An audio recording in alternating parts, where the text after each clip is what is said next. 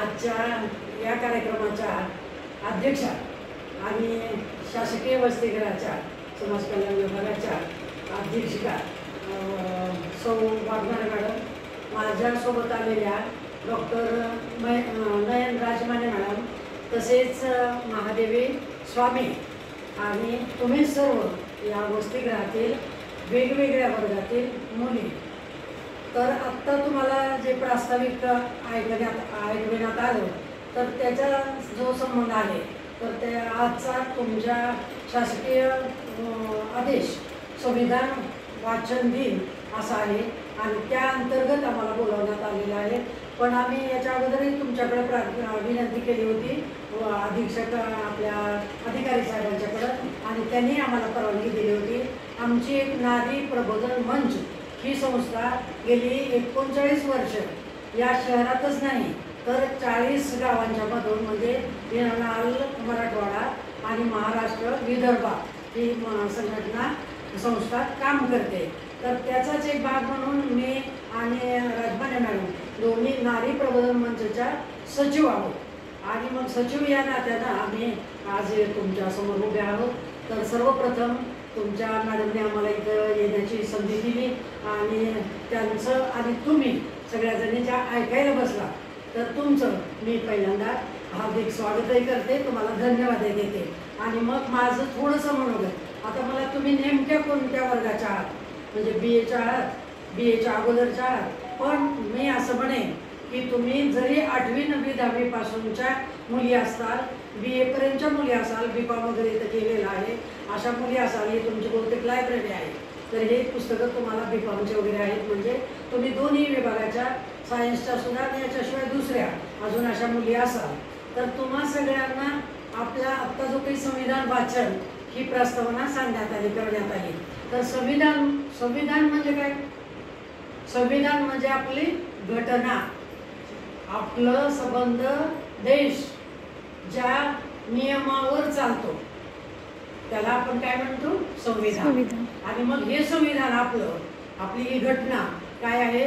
जगातली एकमेव खूप मोठी म्हणजे 395 कलमाची, 8 परिशिष्टांची आणि त्याला आता अजून बऱ्याचशा दुरुस्त्या जोडून वाढीव होत आलेली ही घटना जगातली एकमेव लिहिलेली घटना आहे.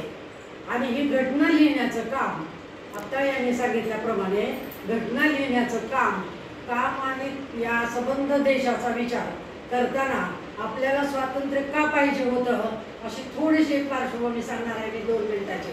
तर आपल्याला स्वातंत्र्य का पाहिजे होतं, आपल्याला घटना का पाहिजे होती, आपल्याला संविधानातले कायदे का पाहिजे होते, तर आपण इंग्रजांच्या पारतंत्र्यात होतो आणि म्हणून मग आपल्याला काय पाहिजे होतं? इंग्रजांना हटवून देणं आणि आपण आपल्या देशाचं स्वातंत्र्य निर्माण करून घेणं आणि आपल्याला स्वतंत्र असा आपल्या नियमावर, घटना म्हणजे काय? एक लिखित नियमांचा संचय.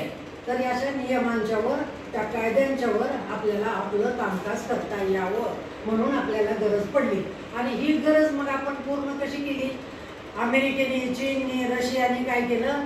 जगातल्या सगळ्यात युरोपियन देश जे आहेत त्या देशांनी सगळ्यात पहिल्यांदा अथेन्स, स्पार्टा या नगर राज्यांच्या मधून असे नियम केले गेले आणि त्याच्यावर त्यांचे राज्य चालले. पण पुढे काळाच्या ओघामध्ये जेव्हा शतक सुरू झालं आणि आपण जेव्हा 19व्या शतकात आलो, मग 19व्या शतकात आपण आलो त्याच्या पूर्वी आपल्याकडं ईस्ट इंडिया नावाची कंपनी आली आणि ती ईस्ट इंडिया कंपनी आपल्या देशावर 150 वर्ष राज्य करत राहिली.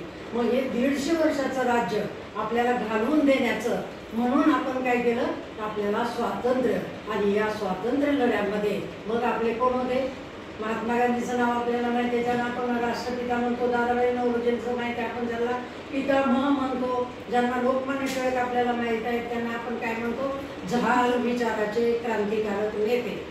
आणि तुमच्या ऑफिसमध्ये महात्मा फुले, आंबेडकर, शाहू महाराज ही जी काही शाहू, फुले आणि आंबेडकर ही जी काही विचाराची परंपरा आहे त्या विचारवंतांनी आपल्या या देशाला स्वातंत्र्य पाहिजेच पाहिजे म्हणून सर्वप्रथम संघर्ष सुरू केला. आणि त्याच्यातून मग लोकमान्य टिळक, आपले महात्मा गांधीजी आणि मग बाकीचे सगळे पंडित जवाहरलाल नेहरू आणि इंदिरा गांधी तर खूप लहान होत्या, 7वीच्या वर्गापासून शिकत असलेली इंदिरा गांधी त्यांच्या वडिलांच्या बरोबर या राजकारणामध्ये राज्यामध्ये आल्या, या आपल्या देशाच्या त्या पंतप्रधान पुढे झाल्या. तर असा हा सगळा इतिहास म्हणजे आपल्या देशाला स्वातंत्र्याचा काय आहे, धैर्य आणि ध्येय अशा प्रकारचा इतिहास आहे. ही पार्श्वभूमी आहे आपल्याला. म्हणजे आपण आयात केलेलं नाही आपली संविधान, आपण कुणाचं तरी बघून लिहून कॉपी केलेली नाही. तर ते आपल्याला काय पाहिजे, आपला देश केवढा आहे, आशिया खंडातला एकमेव जास्त लोकसंख्या असलेला देश आपला आहे. चीनची 1 क्रमांकाची लोकसंख्या आहे, आपली 2 क्रमांकाची संख्या आहे. तर आपल्या 2 क्रमांकाच्या देशामध्ये, आशिया खंडामध्ये आपल्याला जे काही गरज पडली ती कशासाठी, आपल्याला आपल्या ध्येयानं आणि आपल्या कायद्यानं काम करण्यासाठी, म्हणून आपण स्वातंत्र्य मिळवून घेतलं. मग आता स्वातंत्र्य मिळवून घेताना याने तुम्हाला सांगितलं, कारण हा स्वातंत्र्याचा विषय मी तुम्हाला 2 मिनिटात 10 मिनिटात सांगू शकत नाही. एकतर मी राज्यशास्त्राची पण आहे, त्याच्याबरोबर लोकप्रशासन म्हणजे प्रशासनाचा कारभार कसा चालतो हे पण मी शिकवलेलं आहे. मग एवढा विषय तर मी तुमच्यासमोर मांडू शकत नाही, कारण वेळ कमी आहे. म्हणून तुम्हाला जे मुद्दे माहीत नाहीत ते मी फक्त नोंद करणार आहे. आणि ते मुद्दे कोणते माहीत नव्हते तुम्हाला, की आपली ही घटना तयार करण्याचं काम सुद्धा एका विशिष्ट ध्येयानं, उद्देशानं, काही उद्दिष्ट घेऊन, म्हणूनच आपलं हे प्रिॲम्बल काय झालेलं आहे, तयार झालेलं आहे, की जिचं आपण दररोज वाचन करतो. त्याच्याशिवाय आपली दिवसाची सुरुवात शाळा कॉलेजमधली होत नाही. आणि अशा या एका ध्येयानं, उद्दिष्टानं आपण आलो. मग आता आपल्याला आंबेडकरांचं यांनी सांगितलं, पण आंबेडकरांच्या अगोदर आपल्या या देशामध्ये ही घटना तयार करायला काही लोकांचं एक मंडळ नेमलं गेलं आणि त्याच्यामध्ये राजेंद्र प्रसाद, राधाकृष्ण मेनन अशी ही जुनी मंडळी त्याच्यामध्ये होती. आणि मग त्यांनी या सगळ्या आपल्या घटना पाहिजे, आपल्याला नियम पाहिजेत आपल्याला, अशी सुरुवात केली. आणि मग या स्वातंत्र्याचा आपल्याला जो काही प्रेरणा मिळाली, आपण जे काही इंग्रजांना हाकलून दिलं, त्यावेळेला सगळ्यात महत्त्वाचं झाल असा विचार मांडणारे लोकमान्य टिळक. आणि लोकमान्य टिळकांचा कोणता नारा होता,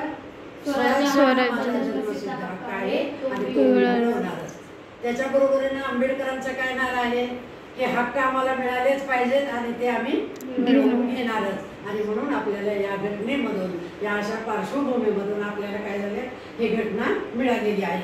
म्हणून या आंबेडकरांच्या अगोदर लोकमान्य टिळक असतील, पंडित जवाहरलाल नेहरू असतील, राजेंद्र प्रसाद असतील, अजून सुभाषचंद्र बोस असतील, अशा सगळ्या लोकांचं एक मंडळ तयार झालं. म्हणजे हे आपल्याला माहीत नाही, आपल्याला फक्त काय आंबेडकर आंबेडकर आंबेडकरांनी लिहिलेली घटना. पण तसं नाही झालेलं. तर कसं झालेलं आहे, की अगोदर लोकमान्य टिळकांच्या पासून, गांधीजींच्या पासून, राजेंद्र प्रसादांच्या पासून सुभाषचंद्र बोस तुम्हाला माहिती आहे, त्याच्याबरोबर भगतसिंग माहिती आहे, तुम्हाला राजगुरू माहिती आहे, सुखदेव माहिती आहे, की 23 वर्षाची मुलं इंग्रजांनी फासावर लटकवली. कशासाठी, तुम्ही शाळा कॉलेज सोडून, 7वीचा भगतसिंग शाळा सोडून काय या स्वातंत्र्य लढ्यात उतरला, त्याला फाशीची शिक्षा दिल्यावर आपोआप या देशातली शाळेतली मुलं माघार घेतील आणि यांना स्वातंत्र्य आम्हाला द्यायची गरज पडणार नाही. पण झालं उलटं. शहीद भगतसिंगाच्या, एकट्या राजगुरूच्या आणि सुखदेवच्या या तिघांच्या 23व्या वर्षाच्या फाशीनं काय झालं, सबंध देश पेटून उठला. आणि या आपल्या देशातल्या नेत्यांनी त्यांना फासावर जरी गेले तरी ते फासावर जाताना इन्क्लाब जिंदाबाद हा नारा देऊन ते फासावर गेले. शहीद भगतसिंग, राजगुरू आणि सुखदेव. काय नारा होता, त्यांना विचारले गेले का, आई वडिलांना काही सांगायचंय का, काही तुम्हाला बोलायचे का, काही इच्छा व्यक्त करायची का, त्यांनी काहीच इच्छा व्यक्त केली नाही. भगतसिंग तर एका क्रांतिकारकाचं पुस्तक वाचत होता, मार्क्सचं. मार्क्स हा क्रांतिकारक, जगाला, कामगार वर्गाला आणि आपल्या सगळ्या देशाला स्वातंत्र्य देणारा, असा स्वातंत्र्य मिळालंच पाहिजे असं म्हणणारा कार्ल मार्क्स जगातला विचार होतं. त्यांचं मॅनिफेस्टो हे पुस्तक भगतसिंग वाचत होते. आणि त्यांनी सांगितले की आम्हाला काही इच्छा व्यक्त करायची नाही. आई आल्या होत्या त्यावेळेला, विद्यावती भगतसिंगाच्या.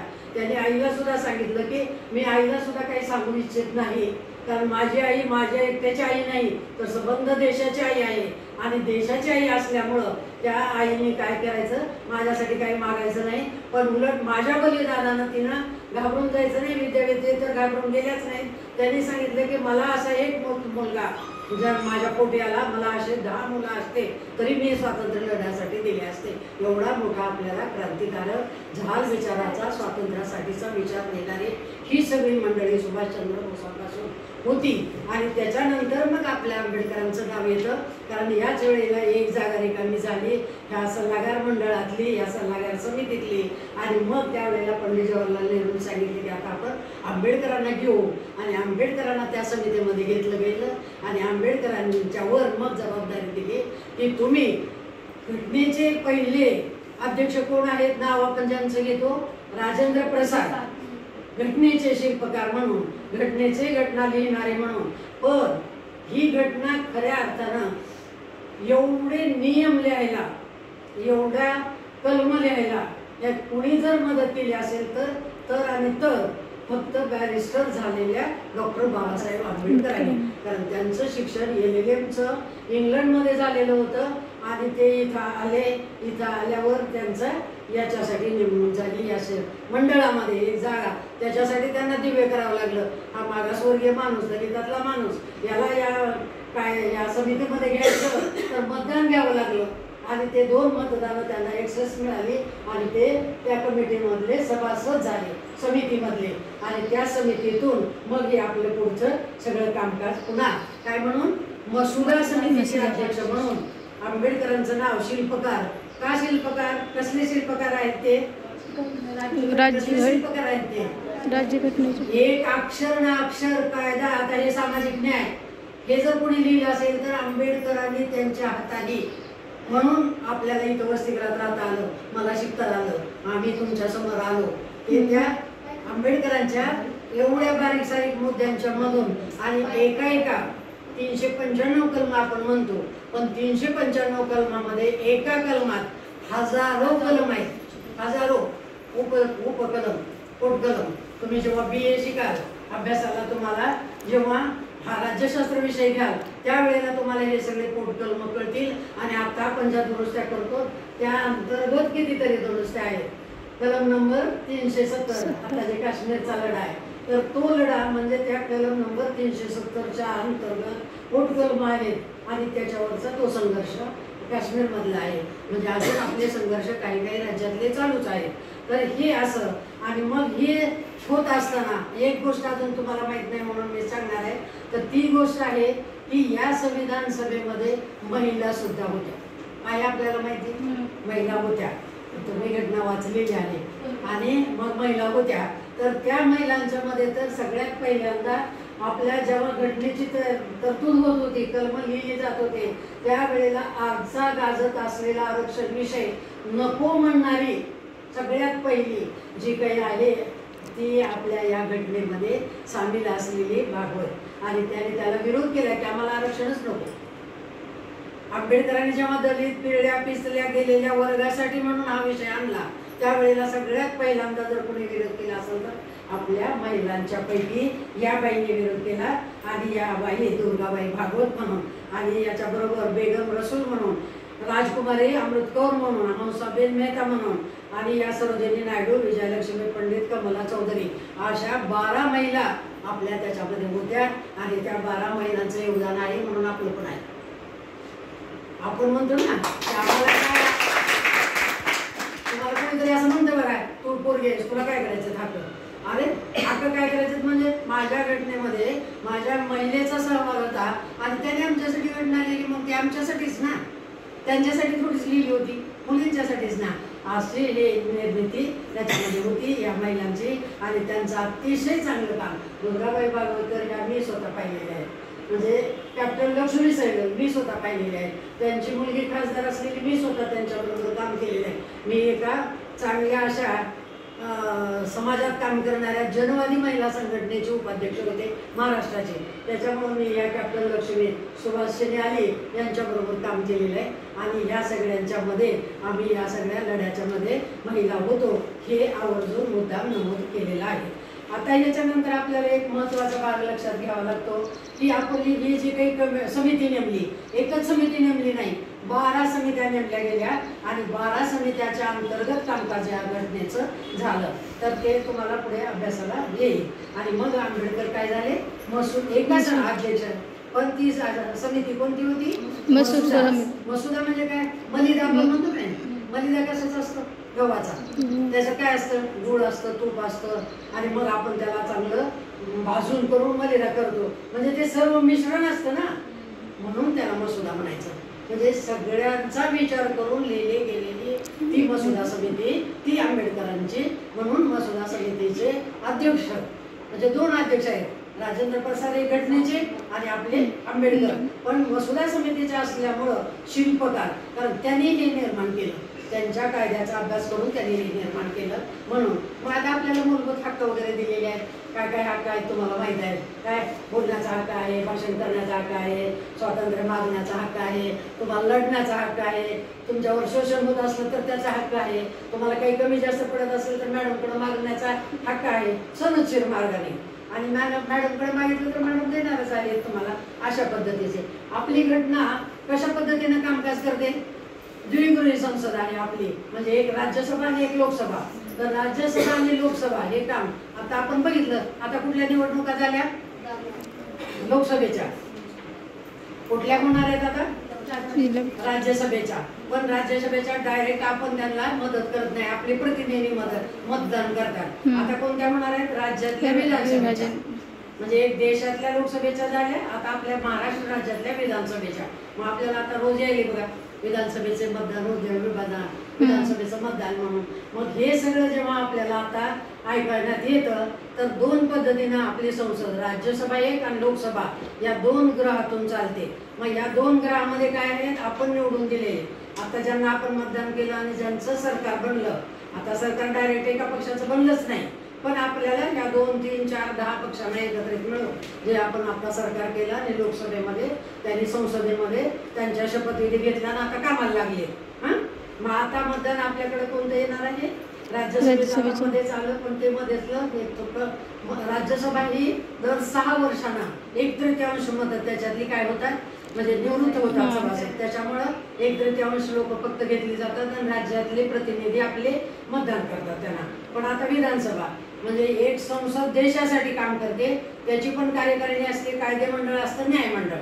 तसंच आपल्या घटक राज्यांच्या मध्ये आता आपले जे आता 30-31 घटक राज्य उभारलेले आहेत पूर्ण, तर त्याच्यामध्ये सुद्धा आपलं कार्यकारी मंडळ, कायदेमंडळ, न्यायमंडळ अशा पद्धतीनं काम करतं. आपल्या देशाचा कोण प्रमुख आहे घटनेचा, राष्ट्र. म्हणजे आपला संबंध कारभार पंतप्रधान स्वतः करतो,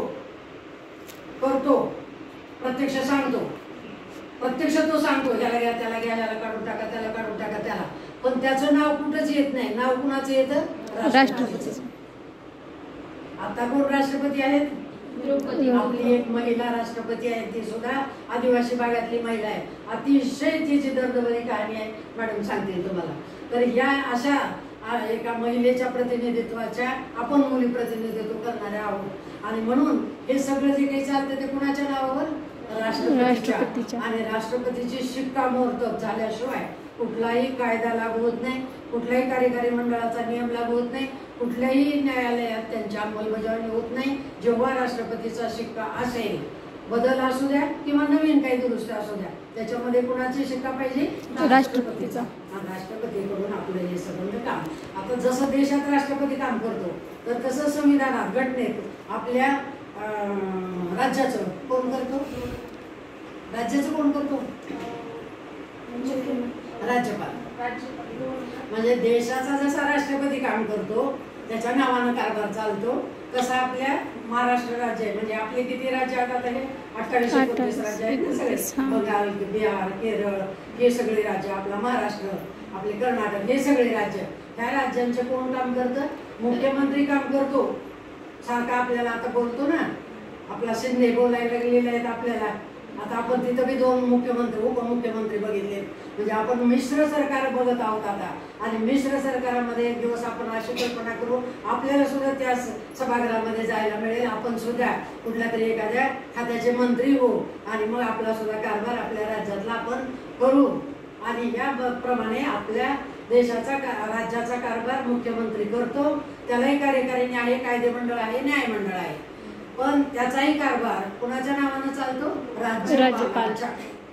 म्हणजे देशात राष्ट्रपती आणि राज्यामध्ये राज्यपाल. तर हा राज्यपाल आपल्या संबंध घटक राज्याचं कामकाज करतो आणि या सगळ्या कामातून हे जसं तुमच्या या समाज कल्याण विभागाच्या मार्फत हे सामाजिक वसतिगृह जे काही निर्माण झाले त्याची मागणी सुद्धा सगळ्यात पहिल्यांदा कायदा मंत्री म्हणून डॉक्टर बाबासाहेब आंबेडकरांनी केली आणि तिथून पहिल्यांदा म्हणजे 1949ला आपली घटना लागू झाली आणि त्या दिवसापासून पहिली इलेक्शन आलं 52मध्ये आपल्या काही देशातले समाज कल्याणची अशी वसतिगृह सामाजिक न्याय विभाग सुरू झाला आणि तिथपासून आपल्या मुलांना मुलींना तुम्हाला आम्हाला या वसतिगृहाच्या मध्ये मोफत राहून शिक्षण घेण्याची संधी. तुम्ही खूप खूप खूप भाग्यवान मुली आहात.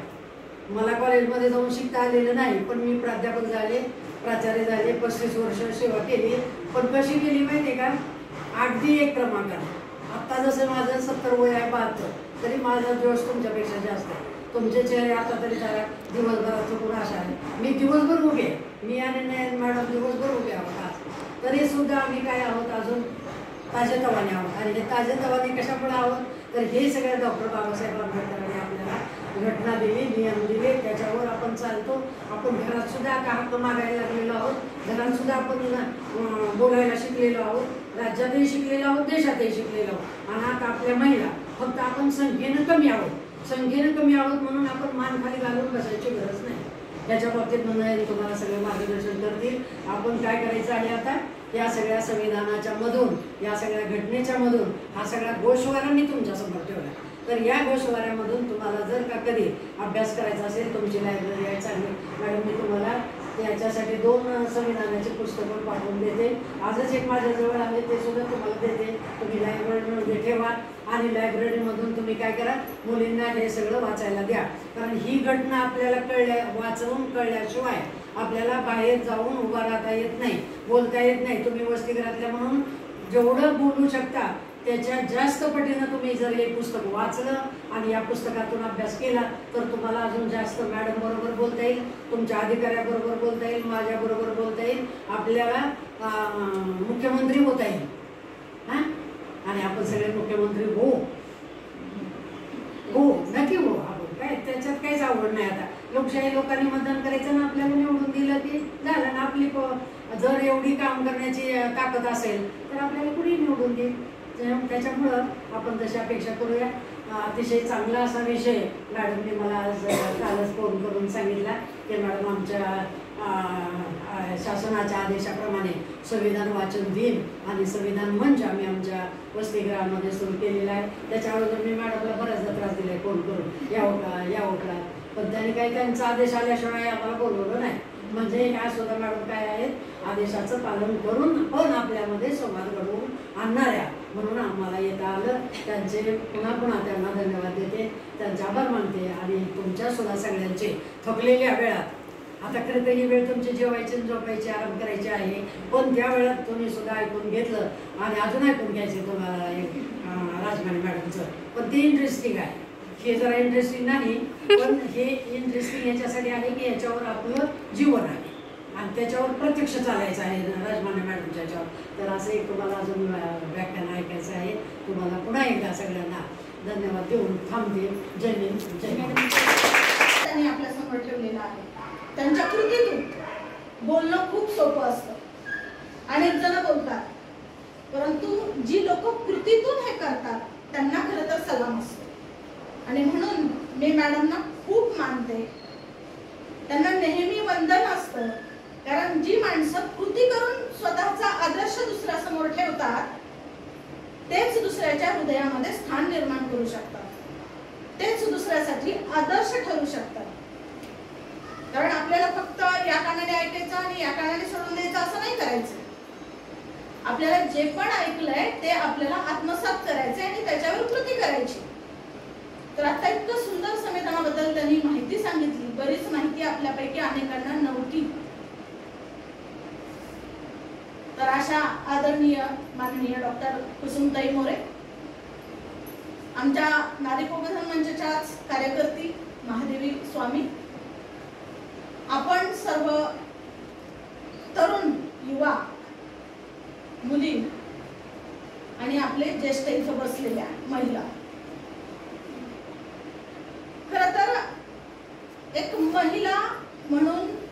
एक मुलगी म्हणून आपण जेव्हा जन्माला येतो तिथूनचे आपले प्रश्न आहेत.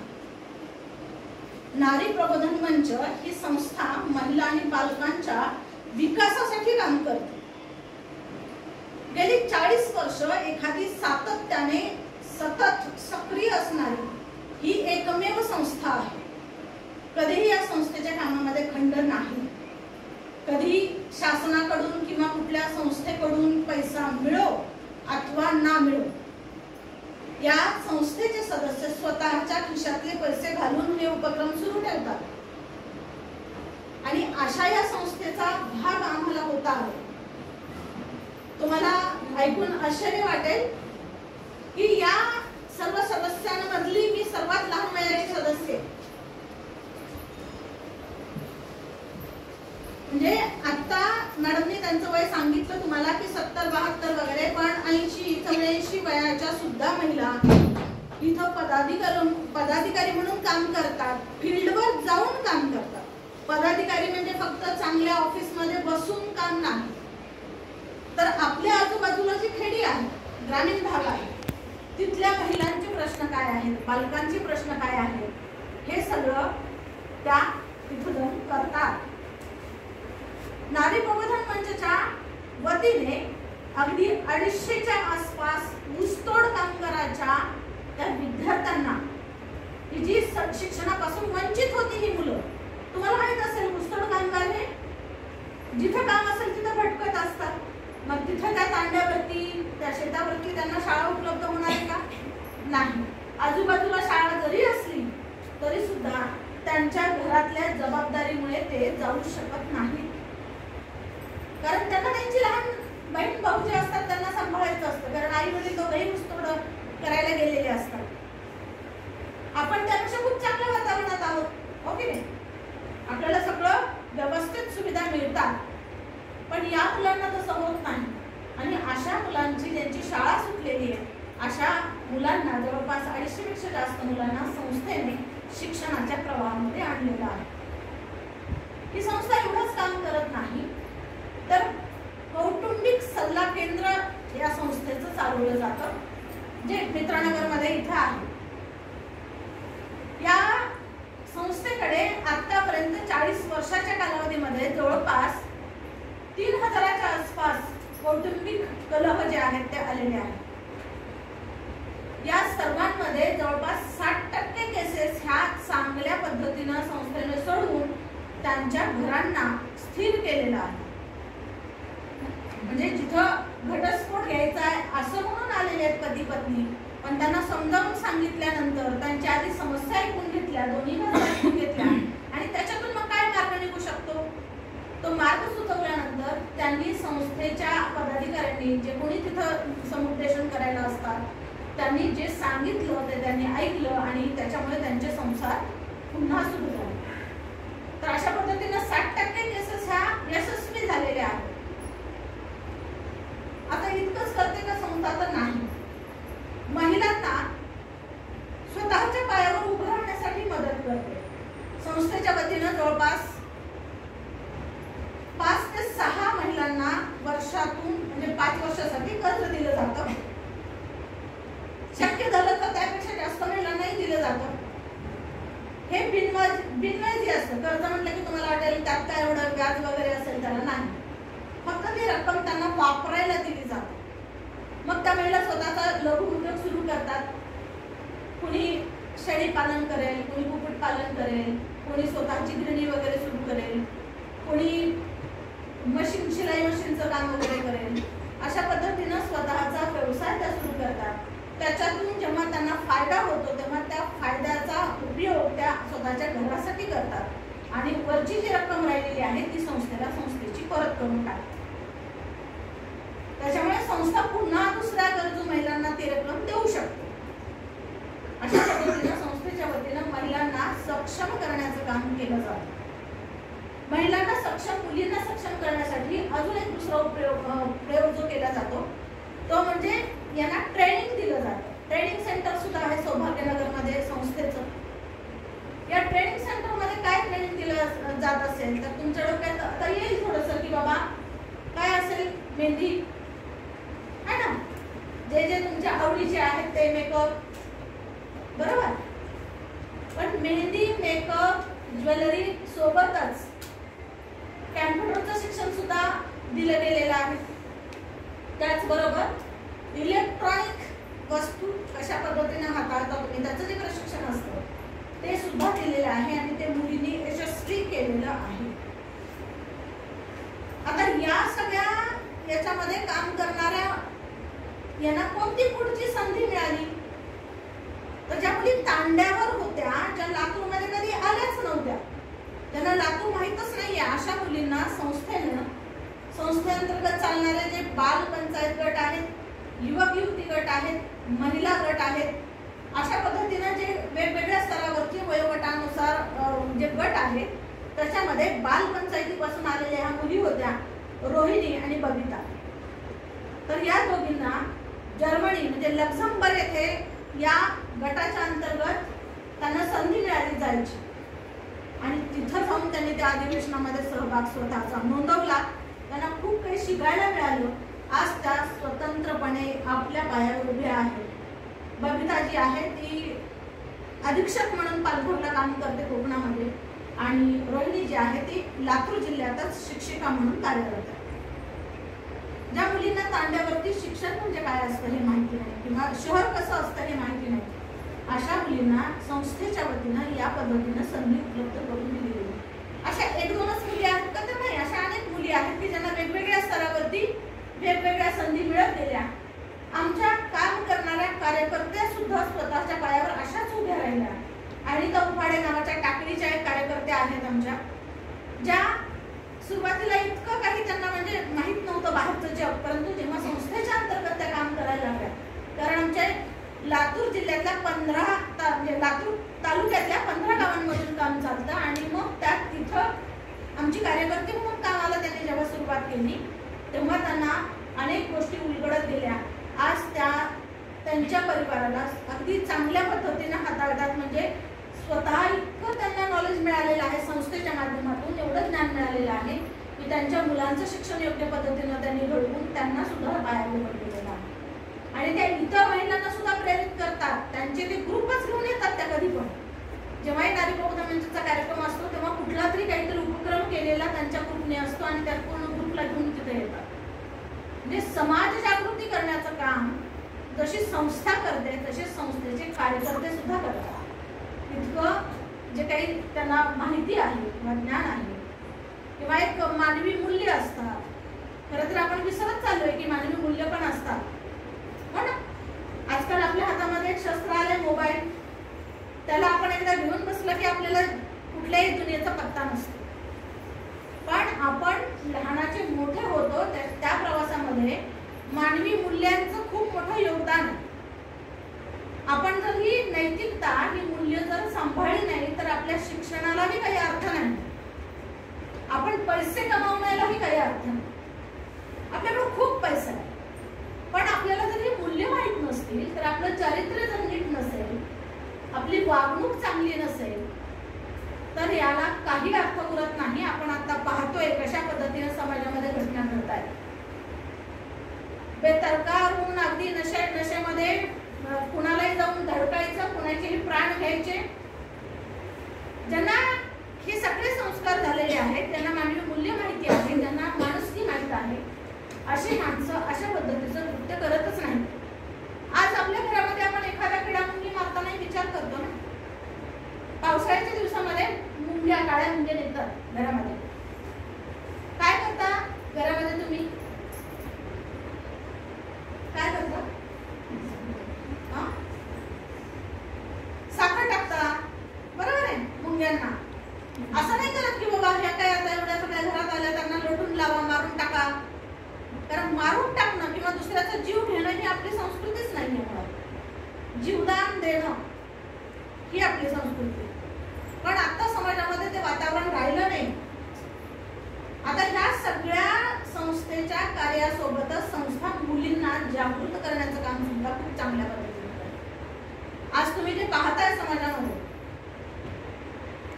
जे उथळ वातावरण आहे त्याच्यातून अनेक घटना घडत आहेत. रोज एका कुणातरी मुलीला कुठेतरी मारून टाकलेले,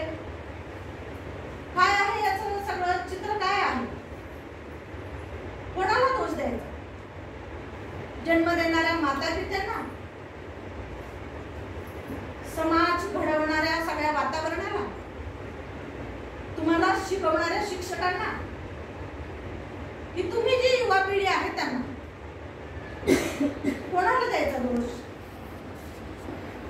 कोणा एकाला दोष देऊन जमणारच नाही. हे सगळं वातावरण जे निर्माण होत आहे त्याच्यामध्ये आपल्यापैकी प्रत्येकाचा हात आहे.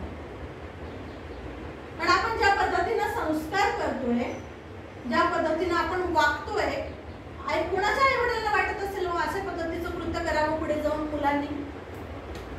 जी मुलं तशी वागतात त्यांच्या तरी आई वडिलांना वाटत असेल, किंवा ज्या मुली अशा पद्धतीच्या याला बळी पडतायत त्यांच्या तरी आई वडिलांना वाटत असेल? कुणालाच नाही वाटत.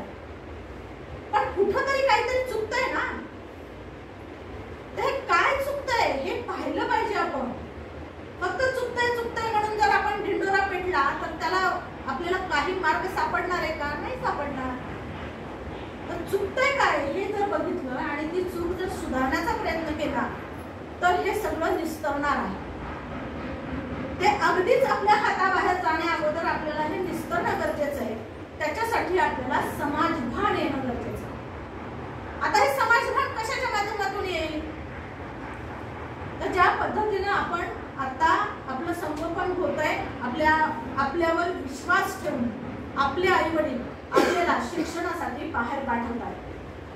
परवा तुम्ही पाहिलं असेल की पुण्याच्या इथल्या एका 2 मुलींचा नशाखोरी केलेला, तो त्या अगदी झिंकतायत अशा पद्धतीचा की त्यांना शुद्धच नाहीये, उठून बसता येत नाहीये, कुठले आहेत नाव सांगता येत नाहीये, अशा अवस्थेमधले व्हिडिओ त्यांचे फिरत होते. त्यांचे आई वडील गावाकडे कष्ट करून त्यांना पैसा पाठवतात. मग आपण कुठेकडे वाहत चाललो? जरी आपल्या सोबत राहणारी एखादी मुलगी चुकीचं वागत असेल तर आपण तिची सोबत करायची का तिला त्याच्यापासून परावृत्त करायचं? काय केलं पाहिजे? काय केलं पाहिजे? परावृत्त केलं पाहिजे ना. एखादी मुलगी चुकीचं वागते त्याच्यावर पांघरून घालायची जी पद्धत आहे मैत्रीण म्हणून, ती अत्यंत चुकीची आहे. मैत्री असावी ती चांगल्या विचारांची असावी. एखादा अभ्यास खूप चांगल्या पद्धतीने करतोय, पुस्तकं वाचतोय, त्याच्याबद्दलची माहिती सांगतोय, अशांची मैत्री खूप चांगल्या पद्धतीने आपण निभवावी. आणि आपलीच एखादी मैत्रीण जर अशी कुठेतरी वाहत चाललेली असेल, कोणा एका मित्राच्या मैत्रीमध्ये वाहत असेल, कुठं नशेखोरीमध्ये वाहत असेल, काही वाईट वागण्यामध्ये वाहत जात असेल तर तिला थांबवण्याचा प्रयत्न आपण केला पाहिजे. पूर्वी अशी समाजव्यवस्था आपल्याकडे होती. आजरी गावामध्ये तुम्ही बघा, एखाद्याची मुलगी जर रोडवरनं चाललेली असेल तर अरे ही ह्याची नात आहे, ही ह्याची मुलगी आहे, ही त्याची बहीण आहे, अशा पद्धतीनं तिला लोक ओळखतात आणि त्याच्यामुळे तिच्यावर जबाबदारी येते की आपण नीट वागलं पाहिजे. कारण आपण जर नाही नीट वागलो तर एवढ्या सगळ्यांना परत नावं ठेवली जाणार आहे. आपण जेव्हा शहरात राहायला येतोय तेव्हा आपल्याला कोणी ओळखतच नाहीये आणि आपण याचा गैरफायदा असा घेतोय की मग आपण काही केलं तरी चालतं ना, इथं कोणी कुणाला कळणार आहे का? आणि होतंय बऱ्यापैकी असं. खरं आपण म्हणत जरी असलो की मांजराने डोळे बंद करून जरी दूध पिलं तरी सगळ्याला दिसत असतं की ते दूध पितंय. मांजराला वाटत असतं मला कोणीच बघत नाहीये, मी दूध पितोय छान. अशी जरी तुमच्या या युवा गटाची जरी अवस्था असली तरी सुद्धा बऱ्यापैकी शहरामध्ये असंच होतंय की कोणाला कशाचा लवकर पत्ता लागत नाही. लवकर म्हणते लागतच नाही असं नाही, लागतो पण लवकर लागत नाही. आणि म्हणून या अशा घटना आपल्या समोर अचानक येतात. तर या सगळ्याचं भान आपण ठेवलं पाहिजे. आपण ज्या कुटुंबाचा घटक आहोत त्याचे एक जबाबदार नागरिक आहोत. मी अनेक वेळा विद्यार्थ्यांना क्लासमध्ये शिकवत असताना असं सांगते की तुम्ही 18 वर्षाचे झालात की तुम्हाला मतदानाचा अधिकार असतो. मग तुम्हाला तसंच विचार करून मत मांडण्याचा अधिकार सुद्धा असतो. पण तुम्ही ते करत नाही. अनेक वेळा आईचं आणि बहिणीचं घरात भांडण चाललेलं असलं तर एकतर बघ्याची भूमिका घेतली जाते, नाहीतर बाहेर निघून जातात.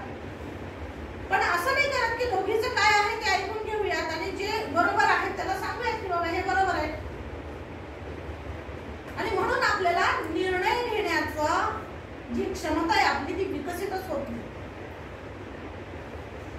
का निर्णय घ्यायची क्षमता विकसित झाली पाहिजे? जसं मतदानाचा अधिकार आहे म्हणून आपल्याला मत टाकायचा अधिकार दिलाय, तर कोणाला मत टाकायचं ह्याचा निर्णय तर घेता आला पाहिजे.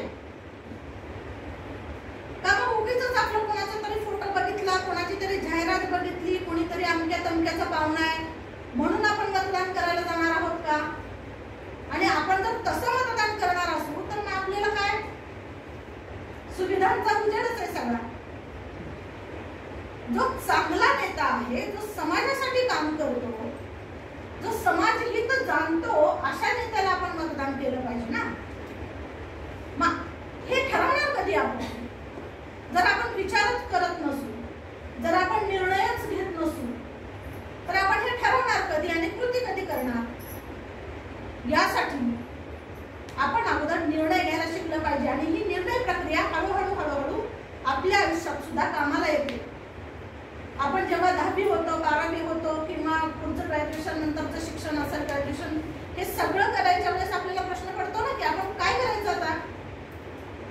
बऱ्याच जणांना काय होतं की कळतच नाही काय करायचं. आणि मग कुठेतरी मैत्रीण गेली ना त्या दिशेला, तर चल मग मला पण जायचंय. मैत्रीण सायन्सला गेली ना, मलाही जायचंय, पण मला त्यात रस आहे का?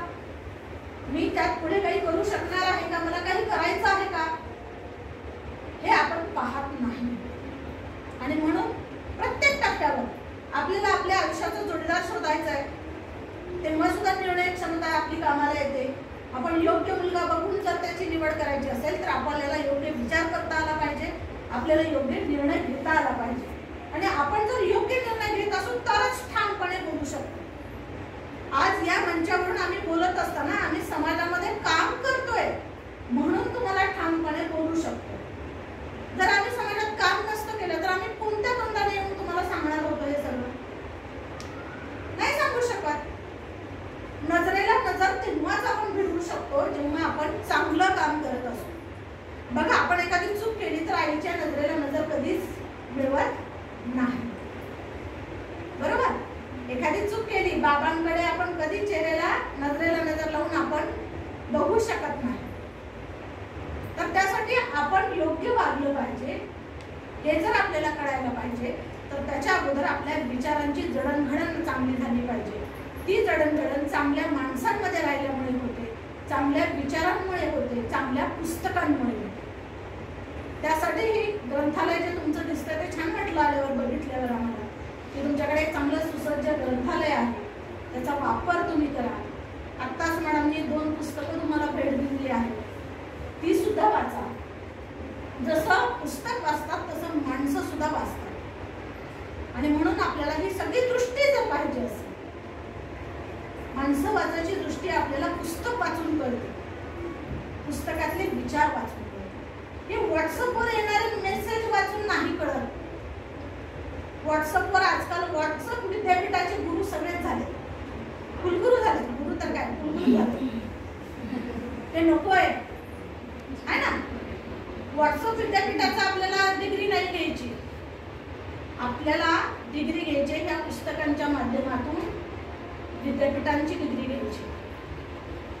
आणि ती आपल्याला आपल्या पायावर भक्कमपणे, खंबीरपणे उभी करणार. आता या सगळ्यासोबतच, निर्णयासोबतच एक आणखीन एका अधिकाराची गोष्ट मी तुम्हाला सांगणार आहे की नकार सुद्धा देता आला पाहिजे. जिथं तुम्हाला नकार देता येतो पण तुम्ही देत नाही, तिथं तुम्ही नक्की नुकसान तुमचं होणार. तुम्ही अडचणीत येणार, तुमच्या समोर समस्या उभी राहणार. तर आपल्याला नाही म्हणता आलं पाहिजे. बराच वेळा असं होतं की जिथं आपल्याला नाही म्हणायचं असतं तिथं आपण नाही म्हणत नाही, आणि जिथं म्हणायचं नसतं तिथं मात्र नक्की म्हणतो. हा आपल्या विचारांचा अपरिपक्वपणा असतो, आपले विचार प्रगल्भ नसतात, म्हणून ह्या अशा चुका आपल्याकडनं होत असतात. त्यासाठी आपण चांगल्या पद्धतीने विचार केला पाहिजे, चांगल्या विचारांसोबत राहिलं पाहिजे, चांगली माणसं आपल्या आजूबाजूला असली पाहिजेत, वातावरण चांगलं असलं पाहिजे आणि चांगली पुस्तकं आपण वाचली पाहिजेत. तर आपली ही वैचारिक क्षमता जी आहे ती चांगली होऊ शकते. आणि ही वैचारिक क्षमता जर आपली चांगली झाली तर आपण नकार कुठं द्यायचा ते पण योग्य पद्धतीनं करतो, आणि निर्णय कुठं घ्यायचा, कोणता घ्यायचा हे पण आपल्याला चांगल्या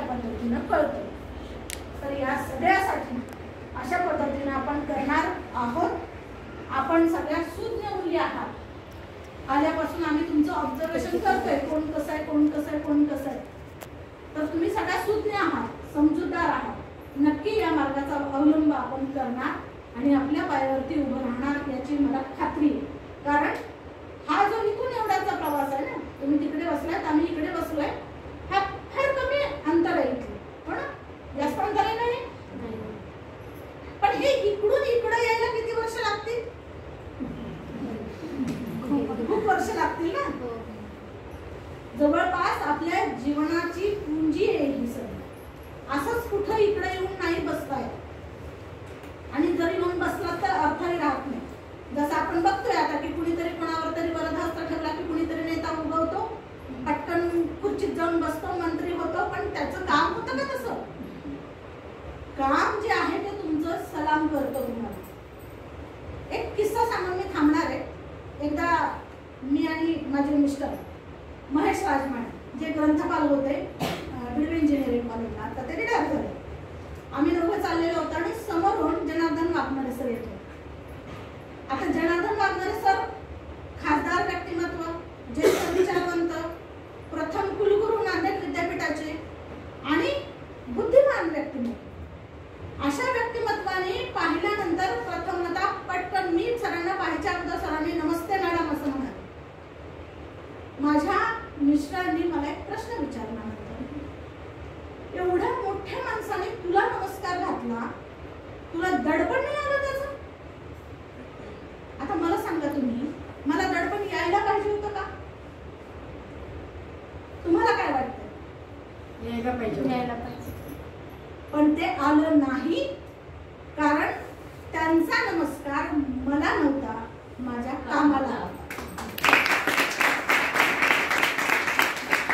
आणि मी माझ्या मिस्टरांना तेच उत्तर दिलं की तो नमस्कार माझ्या कामाला होता, मला नाही.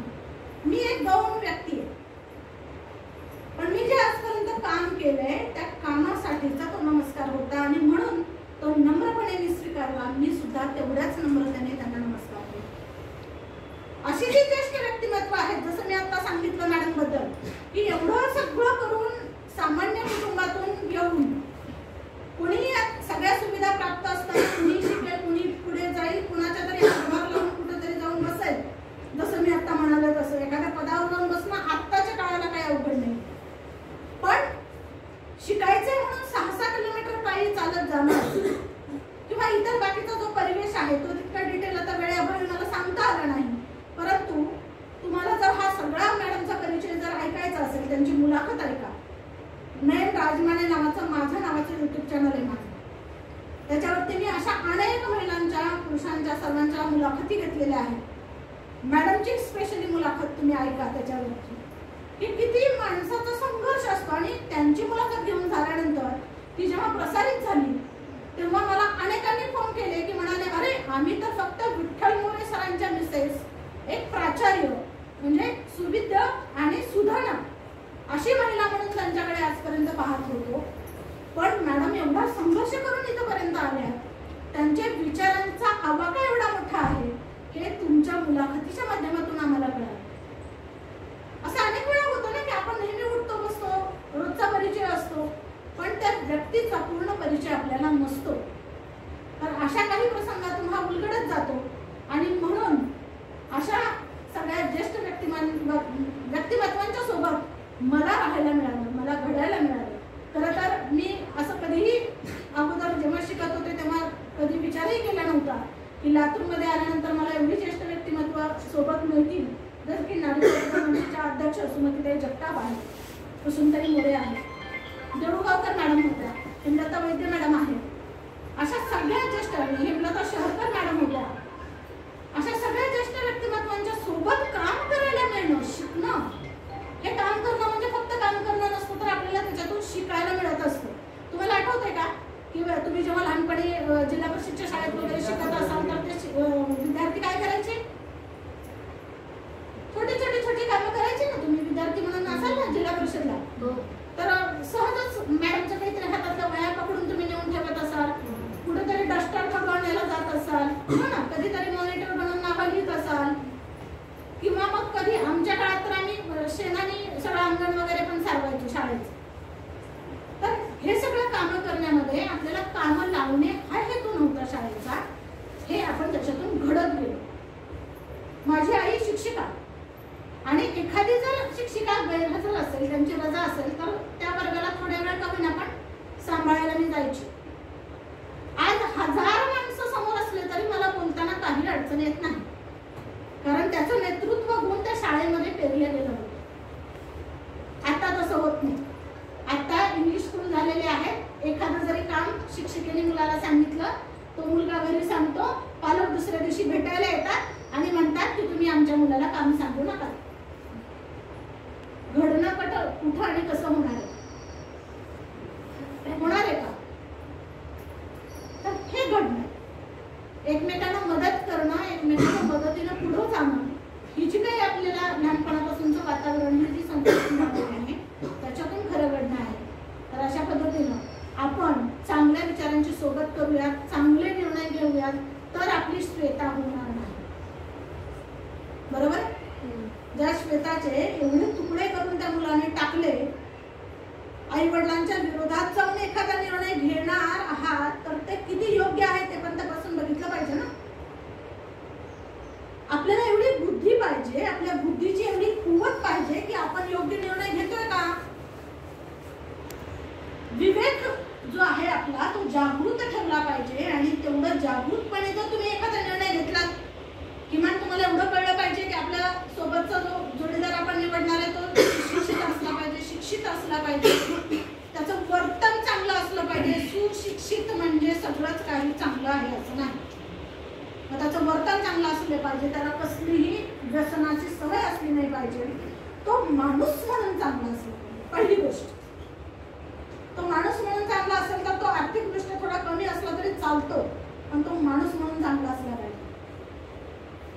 तर या सगळ्याचा विचार करण्याची आपली कुवत असेल तर असा निर्णय घ्यायला जवळ पुढे एक निर्णय घ्यावा. नाहीतर आपले आई वडील ज्यांनी अनेक पावसाळे पाहिलेले आहेत, आपल्या घरात एक उदाहरण म्हणून असं दिलं जातं की आमची काही केस उन्हाचं पांढरी केलेली नाही, ओके म्हणतात ना बराच वेळा. आम्ही अनेक उन्हाळे पावसाळे पाहिलेले आहेत, हे उगी नाही म्हणत. तर प्रत्येक अनुभव हा आपल्याला घडवत असतो. तर हे घडवण्याने समाजातल्या अनेक वातावरणाने योग्य अयोग्य काय आहे त्यांना कळत असतं, म्हणून त्यांचा सुद्धा सल्ला घेणं गरजेचं असतं. कुठलाही निर्णय घेत असताना या सगळ्या बाजूंचा विचार करा आणि मग निर्णय घ्या. सर्वांगाने सगळा विचार करून निर्णय घ्या. अगदीच तात्पुरता उगीच पहिल्यांदाच बघितलंय, भेटलंय, आकर्षण वाटलंय, लगेचच निर्णय, लगेचच आहे, महिना 2 महिने घरात तुम्ही परत एखाद्या कुंठणखान्यावर सापडता. तुमचा उपयोग करून घेतला, तुम्हाला सोडून दिलं, मग आपण कुठल्या मार्गाला जायचं? हो ना. या सगळ्या गोष्टींचा विचार करा आणि आपल्या निर्णय चांगला करा आणि नकार कधी द्यायचा ते शिका. आयुष्य सुकर होईल. योग्य वेळ जर साधली तुम्ही या गोष्टींनी तर तुमचं आयुष्य अगदी समस्यांचा अभाव असेल, त्याच्यामध्ये समस्याच निर्माण होणार नाही, आणि जरी आल्या तरी तुम्ही योग्य निर्णय घेऊ शकाल. या सगळ्या याच्यावरती बारकाईने विचार करा.